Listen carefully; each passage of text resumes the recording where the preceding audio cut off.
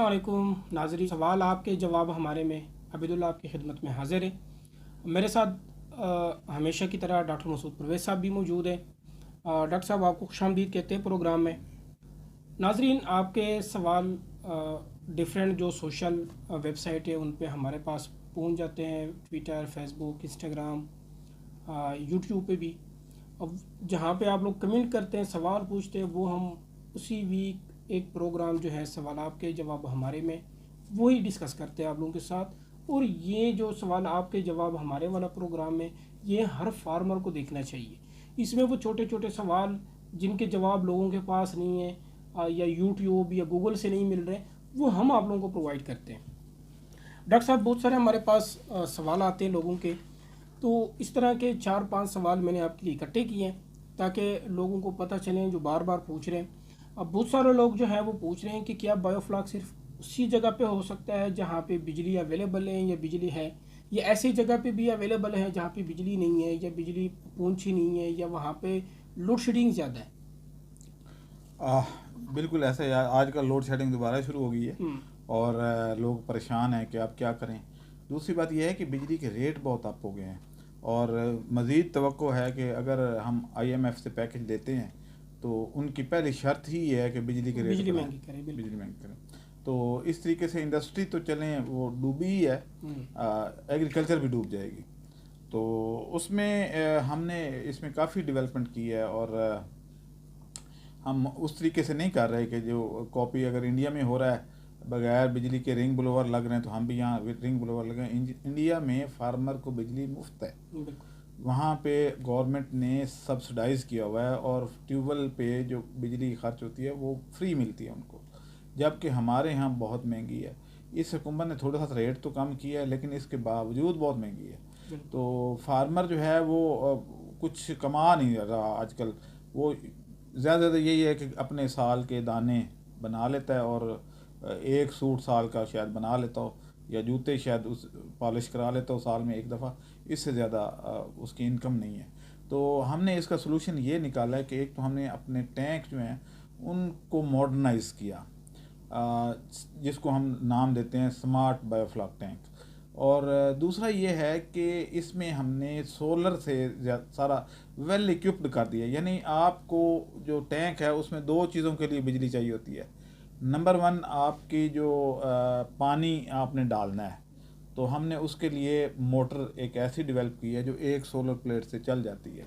और अगर बड़ी सोलर प्लेट लगाएं तो एक मोटर और एक आपका टैंक, ये दोनों ही उस पर कन्वर्ट हो जाते हैं। अब डिपेंड करता है कि सोलर प्लेट की कैपेसिटी कितनी है। बिल्कुल। अब उसमें यह है कि अब ये परेशानी ख़त्म हो गई है कि जनाब हमारे यहाँ तो बिजली नहीं है, हम तो बायोफ्लॉक टैंक नहीं लगा सकते। मेरे पास लिया और बखर से काफ़ी लोग आए कि जी हम थल में रहते हैं, बिजली हमारे से 3 किलोमीटर दूर है, तो हम ना तो बिजली ला सकते हैं और ना कुछ और, तो क्या हम टैंक कैसे लगाएं, हम तो लगा ही नहीं सकते, तो कोई ऐसा बताएं कि हम यहाँ पे टैंक लगाएं। तो उनके लिए ये अर्ज़ है कि ये अब टेंशन वाली बात नहीं है। पहली बात तो ये कि थल में मैंने अक्सर, मेरा भी कुछ रकबा थल में है, नूरपुर थल, तो वहाँ पे वो पानी ज़मीन का करीब है बिल्कुल। और वहाँ पे ये मोटर जो है वो एक सोलर प्लेट से आराम से चल जाती है। तो आपने एक सोलर प्लेट पानी के लिए, और वो पानी के लिए नहीं रहेगी, वो आपके पंखे भी चला देगी, क्योंकि मोटर से पानी तो आपने थोड़ी देर के लिए हासिल करना है बिल्कुल। और कभी कभार करना है। तो बाकी जो ड्यूरेशन है उसमें आप अपने बल्ब वगैरह या आप अपनी जो पंखे बाकी हैं पंखे या वंखे टैंक है। हाँ, तो उसको जो है वो आप वहाँ यूटिलाइज़ कर सकते हैं। सरप्लस बिजली जो है वो आप अपने, और दूसरा ये है कि अगर 2-3 लगा लेते हैं तो हमने सोलर वाटरिंग सिस्टम, जिसको स्मार्ट वाटरिंग सिस्टम हम कहते हैं, तो आप उससे इरिगेशन भी कर सकते हैं, अपने कोई घरेलू सब्जियां, फल, ये वो सारा कुछ वो भी उगा सकते हैं। तो अब पानी का प्रॉब्लम या बिजली का प्रॉब्लम वो नहीं रहा, तो इसलिए ये हर जगह हो सकता है। अच्छा डॉक्टर साहब, आपने अभी स्मार्ट वाटरिंग सिस्टम की जो है वो बात की, जिक्र की। माशाल्लाह से आपकी चैनल पे जो वीडियो अपलोड हैं, पार्ट 1 फिर पार्ट 2 बहुत अच्छे जा रहे हैं, वायरल हो रहे हैं। तो जो स्मार्ट वाटरिंग सिस्टम का जो मोटर है, लोग पूछ रहे हैं फेसबुक पे भी, यूट्यूब पे भी, वो आपके पास अवेलेबल है? जी बिल्कुल अवेलेबल हैं, रेडी टू यूज़ हैं। और अगर कोई बंदा सिर्फ मोटरें लेना चाहता है तो वेलकम, वो आए और ख़ुद लगा ले। एक हम इन्वर्टर देते हैं साथ, एक सोलर प्लेट देते हैं, और ये टोटल तकरीबन कोई 50,000 का पैकेज बनता है। लेकिन आप बिजली से मुबर्रा हो जाते हैं, और आपका जो ये सिस्टम है ये इसकी लाइफ भी बहुत ज़्यादा है। यानी एसी मोटरें बड़ी जल्दी जलती हैं, डीसी मोटरें नहीं जलती है। डीसी मोटरें हैं तो इसलिए इसमें कोई करंट की वेस्टेज भी नहीं है, और इनकी लाइफ बहुत ज़्यादा है। तो एक दफ़ा लगाएं और भूल जाएं। अच्छा डॉक्टर साहब, एक तो ये बताएं कि ये मोटर कितने फुट से पानी उठाता है, और दूसरी चीज़ ये कि इसकी स्पेसिफिकेशन भी बता दें थोड़ी बहुत, और तीसरी चीज़ इनकी प्राइस। ये तीन चीज़ें लोग पूछ रहे हैं। जो एक आधे इंच की डिलीवरी वाली है वो 7,000 रुपये की मोटर है, और वो एक सोलर प्लेट पे चलती है, उसका 150 वाट की वो मोटर है। और जो उससे बड़ी है जिसकी 1.25 इंच की डिलीवरी है वो 200 वाट की है, और जो 1 इंच की डिलीवरी है वो 500 वाट की मोटर है, लेकिन डीसी में। और प्राइसेस भी इस हिसाब से वो एक लिस्ट है, क्योंकि अब सारी बिल्कुल वो नहीं दे सकते, लेकिन एक आइडिया आपको दे दिया। और 50,000 में पैकेज है कि अगर आप कहें हमें कि जी आप मोटर हमें पानी की लगा दें, तो उसमें इन्वर्टर भी शामिल है, उसमें सोलर प्लेट भी शामिल है, उसमें ये बोर शामिल है, लेकिन बैटरी शामिल नहीं है। अगर बैटरी शामिल करें तो तकरीबन 20,000 की बैटरी है, तो वो थोड़ा पैकेज बड़ा हो जाता है, वो 70,000 तक पहुँच जाता है। लेकिन 70,000 में अगर आपकी सारी रात की रोशनी, बायोफ्लाक टैंक भी चल पड़े और मोटर भी चलती रहे, तो मेरा ये ख्याल है कि कदरे बेहतर है वापडा से, जो कि आपको हर महीने 7-8 हज़ार का बिल भेज देता है, और लाइन मैन के नखरे अलग। और सबसे बढ़कर ये कि इतनी जलालत करता है ये महकमा, बदमाश महकमा है कि आपका मीटर उतार लेगा। मीटर उनका ख़राब हुआ है, सील इंटैक्ट है, यानी उनको होना चाहिए ना कि भाई इसमें इनका कोई अमल दखल नहीं, और पीछे पूरे हो सकता है 2 साल की डैमेज डाल दे, और कहें जी कि आपको 2 लाख बिल आ गया कि जी आपका मीटर ख़राब था, आपने बताया नहीं। और उस बंदे बेचारे को पढ़ना ही नहीं आता मीटर, वो क्या ख़राब करेगा। हालांकि लाइनमैन हर महीने आता है, रीडिंग लेते हैं, वो रहता है, लेकिन वो कितनी ये बेईमानी है कि वो बताता नहीं है मालिक को कि तुम्हारा मीटर ख़राब है और मैं इसको ठीक करा लो, तो वो उसके चुपके से उसके डैमेज बना के तो भेज देता है। तो इस तरीके से ये करते हैं, बेईमानी तो इंतहा है वापडा। तो डॉक्टर साहब ये बता दें कि ये मोटर जो है कितने फुट से पानी उठाते हैं? ये 80 फुट से तो आराम से उठाती है, और ये जो आधे इंच की वाली जो 150 वाट की है, तो अगर आप अपना 250 वाट वाली या 500 वाट वाली लगाते हैं तो वो 100 फुट से आराम से उठा लेते हैं। अच्छा डॉक्टर साहब, बहुत सारे लोग जो है ना वो बायोफ्लाक में भी इंटरेस्टेड नहीं होते, या उनके पास ज़मीन नहीं है, या उनका शौक़ नहीं है, तो और कौन सी ऐसी शोबे हैं जिस पे आप काम कर रहे हैं, जिसमें आप कंसल्टेंसी भी देते हैं, जिसमें आप फार्मिंग भी बनाकर देते हैं, जिसमें आप डीलिंग भी करते हैं लोगों की, export import, dairy, goat farming या पोल्ट्री फार्मिंग, वो भी ज़रा लोगों को बता दें। लोग बार बार पूछ रहे हैं कि डॉक्टर साहब सिर्फ बायोफ्लाक, वर्म्स में और स्मार्ट वाटरिंग सिस्टम, इन चीज़ों पे आप काम कर रहे हैं, या और भी चीज़ें, और भी टॉपिक है, तो वो भी ज़रा बता दें लोगों को कौन सी ऐसी फील्ड या प्रोडक्ट हैं जो आपके पास अवेलेबल है। देखें आबिद, अगर आप देखें कि जो यूनिवर्सिटी ऑफ एग्रीकल्चर से के हम ग्रेजुएट हैं, और वेटनरी साइंसेज मेरी स्पेशलाइजेशन है, तो एग्रीकल्चर सिर्फ एग्रीकल्चर का नहीं है कि आपने पौधे वगैरह या खेती बाड़ी या ये सारी चीज़ें, ये प्लांट साइंस नहीं है। एग्रीकल्चर का ही एक शोबा है जिसको आप वेटनरी साइंसेज या एनिमल हस्बेंड्री कहते हैं, तो ये भी एग्रीकल्चर के अंडर ही आता है। फॉरेस्ट्री भी इसी के अंडर आती है। एग्रीकल्चर एक ब्रॉड जो है वो टर्म है, यानी बहुत बड़ा शोबा है। उसके अंदर ये जानवरों का, जंगलात का, इरिगेशन का, ये सारा उसके आगे सेगमेंट्स हैं। तो अब तो खैर क्योंकि हमारा एजुकेशन स्टैंडर्ड बहुत लो हो गया, लेकिन जब हम पढ़ते थे तो इसका एजुकेशन स्टैंडर्ड बहुत हाई था। एशिया की दूसरी बड़ी यूनिवर्सिटी थी, यूनिवर्सिटी ऑफ एग्रीकल्चर फैसलाबाद। तो उसमें जो है अब जो शोबे उसमें आते हैं वो उनमें हमें ट्रेंड किया जाता है। फॉर एग्जांपल लोग मेरे से पूछते हैं जी आप इंजीनियर थोड़ी हैं, तो जब हम वहाँ पढ़ते थे तो हमारे से ट्रैक्टर का इंजन ठीक करवाया जाता था, हमारे से फूड प्रोसेसिंग की जितनी मशीनरी है उसका मैकेनिज्म समझाया जाता था। तो जिसका ट्रैक्टर का इंजन नहीं स्टार्ट होता था या वो नहीं चलता था, तो वो फेल हो जाता था उस सब्जेक्ट में, जिसको हम फार्म मशीनरी, एक सब्जेक्ट था farm machinery maintenance and repairing, ये एक टॉपिक था। तो उसमें डॉक्टर को वो भी समझाया जाता था, सिखाया जाता था। फूड टेक्नोलॉजी इसका हम पढ़ते थे। एग्रोनॉमी, फिशरीज, ये जो लोग कहते हैं जी आप वेटनरी डॉक्टर, फिशरीज तो डिफरेंट है भाई, फिशरीज वेटनरी का ही शोबा है।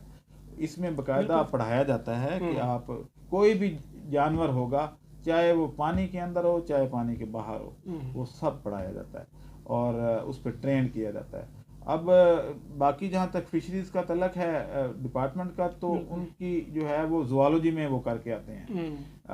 अब कुछ यूनिवर्सिटी ने शुरू किया फिशरी जुआलॉजी एंड फिशरीज, तो लेकिन एक 5 साल डिग्री और एक 2 साल डिग्री में फ़र्क तो होता है। बिल्कुल। तो इसलिए जो है वो हम इन सारे शोबों में काम कर रहे हैं। जैसे अभी वर्मी कंपोस्ट पे हम काम कर रहे हैं कि वर्म जो हैं उनको कैसे रेयर करना है, वो कैसे खाद में कैसे कन्वर्ट हो सकते हैं, क्या हो सकता है। दुनिया बहुत आगे चली गई है और हम पीछे जा रहे हैं। लोग आगे जा रहे हैं, पाकिस्तान पीछे जा रहा है। तो उसको थोड़ा सा अपनी, यानी मेरी ज़ाती जो काविश है वो यही है कि इसको आगे किया जाए, ना कि वो जो पीछे आ रहा है। और इस तरीके से दूसरा ये है कि हमारा स्टैंडर्ड कम होने की वजह से लोग अपने डोमेन से बाहर सोचते ही नहीं है। बिल्कुल। यानी अगर कोई इलेक्ट्रिशियन है तो वो कहता है जी कि मैं इस बोर्ड को अंदर सुराख नहीं करूंगा क्योंकि ये कारपेंटर का काम है, हालांकि ये कौन सा काम था ऐसा। वेल्डर जो है वो जो है उसको मोड़ता नहीं है, कहता नहीं ये जाके मशीन से करवा के लें। भाई चूड़ियाँ डालना भी अब मशीनों से, और बल्कि अब तो खैर आसान हो गया, पहले ये सारी चीज़ें सिखाई जाती थी। तो यानी हमें वेल्डिंग भी सिखाई गई, हमें एग्रोनॉमी भी पढ़ाई गई, हमें ये एंटोमोलॉजी भी पढ़ाई गई, हमें सारा कुछ फॉरेस्ट्री पढ़ाई गई। तो इसीलिए पढ़ाई गई कि एक वेल इक्विप्ड बंदा तैयार करके मार्केट में भेजा जाए। और मैं ये नहीं कहता कि मैं जो है वो वेटनरी डॉक्टर हूँ, मैं कहता हूँ कि मैं साइंटिस्ट हूँ।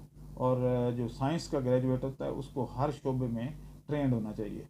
अच्छा डॉक्टर साहब, सुना है और मैं देख रहा हूँ कुछ चीज़ें आपके दफ्तर में भी, कोई सिक्योरिटी सिस्टम पे भी आप काम कर रहे हैं? हाँ, ये असल में हुआ ये कि ये बड़ी दिलचस्प है कि बात के वो मेरे जो है फैक्ट्री है तो उसमें से चोरियां हो रही थी।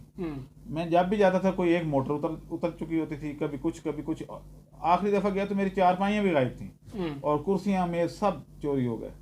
तो क्योंकि जंग में चोर चकार ज़रा ज़्यादा हैं, कम पढ़े लिखे लोग और इनकम लेवल बहुत कम है, और कुछ आदतन जेनेटिकली भी हम चोर हैं हमारी कौम। यानी नसीम वली खान जो बहुत बड़ी लीडर थी, कोई पैसे की कमी भी नहीं थी, तो वो भी एक दफ़ा लंदन के स्टोर से अंडरवेयर चुराते हुए पकड़ी गई थी। तो यानी हम पाकिस्तानी जेनेटिकली जो है कुछ थोड़े से इस मामले में हैं। बाकी ये है कि वो फिर मैंने सोचा कि यार इसका क्या हल किया जाए। मैंने खारदार तार लगाई तो भी उसको कोई काट के तो तार भी ले जाता था, तो जो बंदा बिठाता था तो वो बंदा खुद भी चोर निकल आता था, यानी वो चोर कुत्ती मिल जाते थे। तो अब ये है कि फिर मैंने सोचा कि यार इसका क्या हल किया जाए।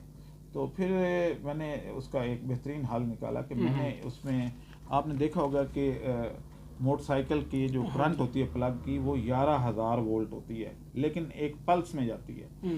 तो मैंने फिर वो एक सिस्टम बनाना चाहा। मैंने पहले मार्केट से पता किया तो उन्होंने कहा जी वो डिवाइस 40,000 रुपये का है, और अगर आप वो सारा लगवाते हैं 2 कनाल की अगर आप करवाते हैं तो आपका जो है वो 2-2.25 लाख रुपए का सिर्फ खर्चा है। रोटी पानी भी आपके जिम्मे हो गया और आने जाने का खर्चा, मैंने कहा 2.5 लाख हो गया।